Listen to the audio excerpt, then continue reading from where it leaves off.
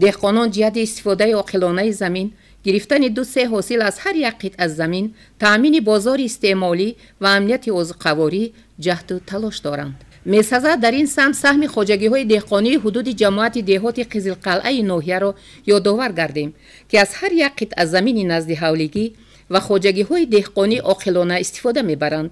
جماعت دهات مذکور در شاهراه باختر دوشنبه قرار دارد و این امکان می‌دهد که دهقانان به یگان مشکلی محصول زحمت خویش را در شاهراه پیشکش خریداران نمایند. این زمین داریم، در همین جای زمینمو کدو می‌کنیم، تربوز می‌کنیم، همین بسیار چیز می‌کنیم. زندگیمون روی همیه می‌فروشیم، راه می‌بریم، می‌فروشیم، زندگیمون رو پیش می‌بریم. واقعاً اطراف شاهراه‌ها و راه‌های ماشینگرد محلی محصول زحمت برزگر را که از سبزیجات و پالزی میوه‌جات عبارت است پیوسته پیشکش خریداران گردانده می شود. کشاورزان به یگان مشکلی در برابر تامین بازار استعمالی در شاهراه‌ها محصول تر و تازه خویش را به نرخ ارزان به فروش میبرند. عمر مصطفی قلف راهبر خواجگی دهقانی عمر بوده 2 هکتار زمین خواجگی و زمین نزد حولگی خویش را پرثمر استفاده میبرد. طوری که تاکید داشت 250 نهالان زردآلوی با صفت پرورش نموده این سال حاصل فراوان به دست آورده است. رسیدن نمیرم همیشه دا ثمرناک همین زمین ها را استفاده میبریم. بودرنگ یا بار کردم نه دویم بارش کردم یا بار کردم خشروخ فروختم این هم قیمتش دا برآورده بودم فروختم. بالگری کردگیم بالگری من تا زیر نیستاده کلشکه خشرو گرفتم این سال 4 ساتیق 1 تن زیاد گرفتم. زمین در اختیار ما استحصال میکنیم میخوریم زندگی ما میبرم ما نداریم جناب عالی.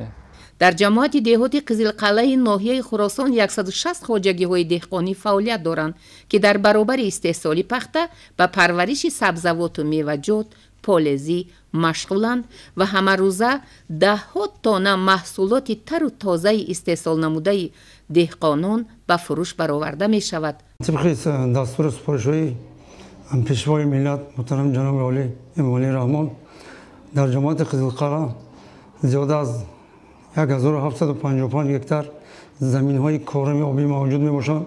که خواجگی‌های دهقانی زمین را پر ثمر استفاده نموده از هر هکتار زمین حاصل دلخواه به دست آورده ایستادند و محصولات های خود را با بازارهای داخلی و جماعت دهات که در شاهراه باختر دوشنبه جایگیر می باشد در نزد خواجگی‌های دهقانی در شاهراه محصولات خود را به سودا گذاشتند و ما کوشش می نماییم که هر یک وجب زمینی اهالی و خواجگی دهقانی را پر ثمر استفاده نماییم.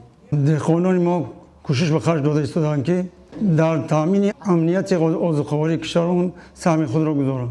در حقیقت زیاد گشتن مجموعی محصولات کشاورزی از استفاده با ثمر زمین‌های خواجگی‌های دهقانی و نزد حولگی اهالی بشارت می‌دهد.